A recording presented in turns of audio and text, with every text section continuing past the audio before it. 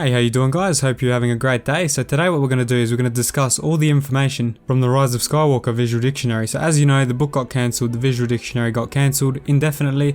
They're not releasing it until a later time. We don't know if they're ever going to release it actually, because there were a lot of information in there that had to be retconned and changed and all of that stuff that usually happens with movie productions.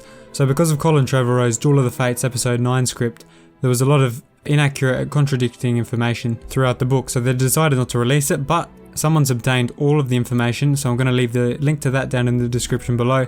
But I've got all the major info from the visual dictionary of the Rise of Skywalker right here, and we're going to go through it all right here on the channel. So if you want to see more content like this, remember to leave a like, comment and subscribe, and we'll get straight into it. So the first piece of information that we've got is confirmation that the Empire took over the famous Jedi planet Ilum 1 year after Revenge of the Sith. So this is the planet in the Clone Wars where we saw the Jedi younglings get their lightsaber crystals when they were ready to build their first lightsaber. If you played Battlefront 2 or read some other sequel trilogy content outside of the movies, you'd know that Starkiller Base looks pretty much exactly like Ilum from the Clone Wars series. So this book just gives confirmation that Starkiller Base was Ilum. We still don't know if the Empire itself wanted to transform it into a super weapon, considering there was the Death Star already, but we do know that the First Order did later use it as Starkiller Base. And the second piece of information we get is that Vader already knew Luke was his son during the hologram scene in Empire Strikes Back. So this was already stated in a comic, but it was an addition in the Rise of Skywalker visual dictionary that we've just had leaked now. So it's not directly related to episode 9, but not everything in here is related to episode 9. It's just this book was also supposed to help wrap up the 3 trilogies, just like the movie itself was supposed to do. So next up, this is huge. We confirm that Palpatine did die in Return of the Jedi.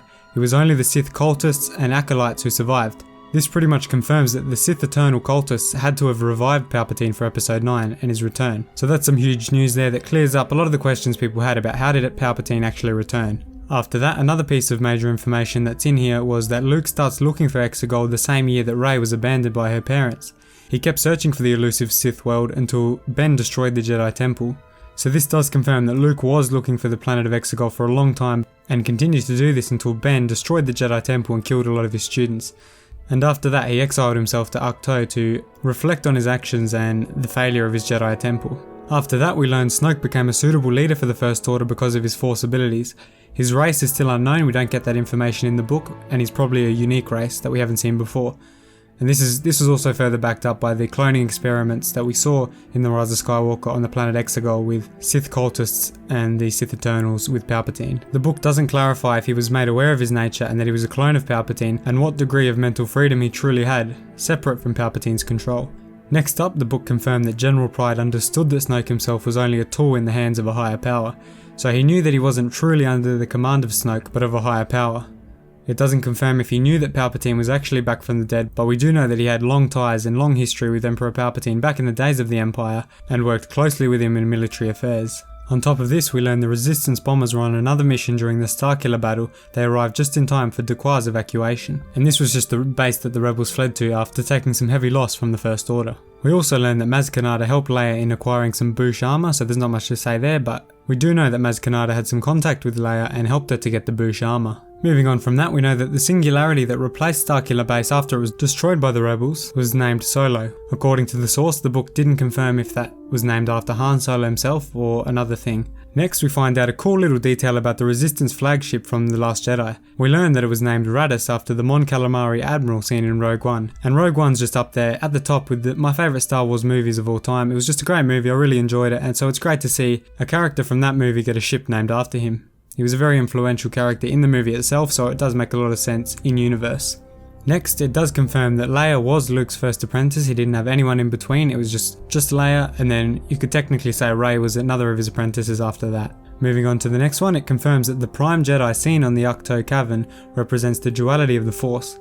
So that pretty much confirms all the fan theories about the ancient artwork on the planet of Ahch-To where Luke went into exile. After that, we get a huge throwback to the prequel trilogy where it explains that Snoke told Ben a twisted version of Anakin's fall to the dark side to make the boy believe that Darth Vader was his true nature. But Snoke slowly planted the seeds of darkness within him from a very young age. We now also know the true reason that Kylo Ren killed his father, Han Solo. It was because of a Sith ritual, an ancient Sith ritual which said that you must sacrifice a loved one to unlock new insights into the dark side of the Force. The visual dictionary also confirms that Rey and Kylo Ren were already a Force dyad before they met Snoke. He didn't actually bridge their mind like he said in episode 7. It's now confirmed that instead of bridging their mind, what he actually did was just strengthen the bond that they had together and made them more powerful in the Force. Now the next point we find out is really interesting, and it goes into the motivations behind Palpatine's creation of Snoke and why he actually did it. So the first confirmed motivation of Palpatine was to become a time-limited leader for the First Order and bring chaos to the galaxy, leading to his return. He needed to set the stage for his return by seeding chaos throughout the galaxy through the First Order.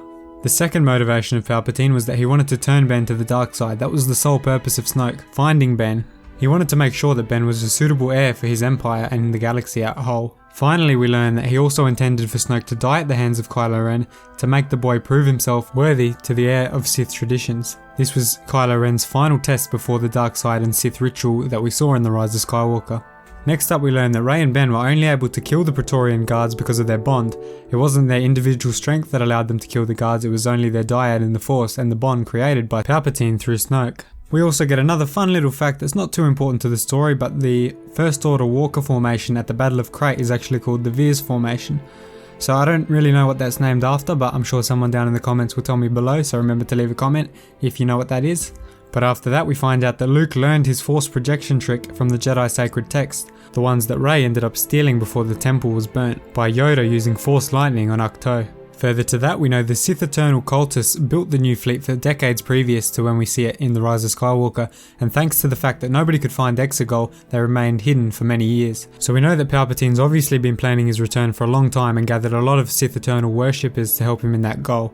Next up, we learn that the Jedi texts actually confirm the existence of the world between worlds, calling it the Netherworld of Unbeing.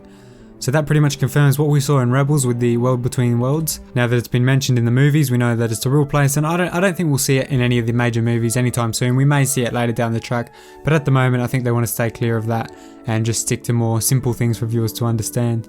And the next cool thing we learn is that R2 has actually scanned the sacred Jedi texts for safekeeping. So that means these Jedi texts are not going to be lost. Even if they get burnt, they'll be forever living on in the mind of R2-D2, remaining there for any future Jedi should they want to use it, or should Rey want to start a Jedi Academy similar to Luke's. After that, we get another really cool fact. I really like this one.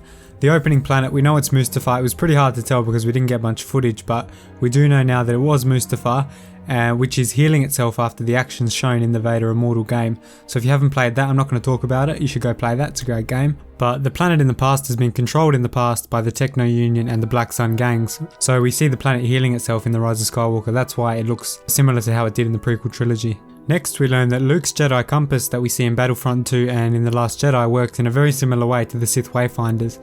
So it obviously uses the light side of the Force instead of the dark side of the Force, but it works in the exact same way as the Sith Wayfinders we see in The Rise of Skywalker. Further to that, we get another great fact. This one really throws it back all the way to the Clone Wars and other books and comics. We learn that Korriban is also considered as a new base for the Sith, but because too many people knew about it, it was scrapped and they moved to Exegol. We now know the true reason for the introduction of Exegol and why they aren't using Korriban for their base of operations. It also confirms that the previous leader of the Knights of Ren was just called Ren.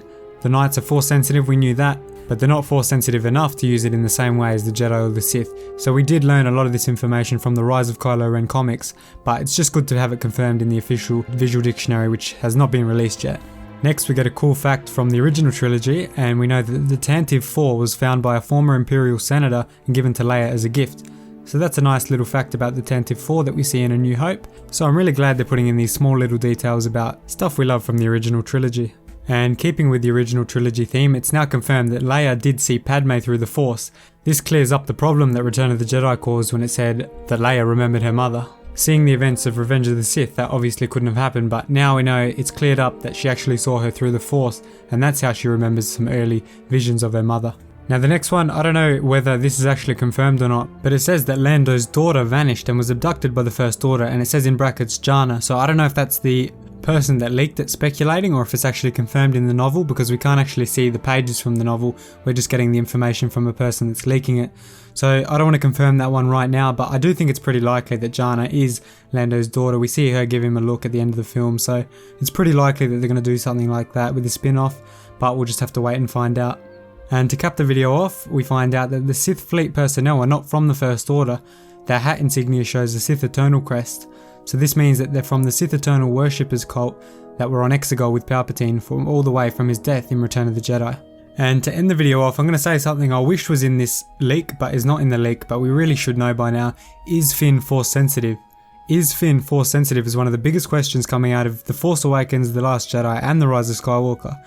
We really need to know, is he Force sensitive? They've hinted at it pretty heavily in The Force Awakens, then they went the other direction in The Last Jedi, and then we went back in the other direction in The Rise of Skywalker, so I really want to know the actual answer to that question. I've got a video about that if you want to see it on the channel. So after this video, if you really want to find out more about the theory, you can go and look at that video on the channel. It's called Is Finn Force Sensitive? And it's really interesting because there's a lot of good points that make it seem like he may in fact be Force sensitive. So that's pretty much all the information posted by the user. If you enjoyed the video, remember to leave a like, comment and subscribe for more. Thank you so much for watching, and I'll see you in the next video guys. Hope you enjoyed it.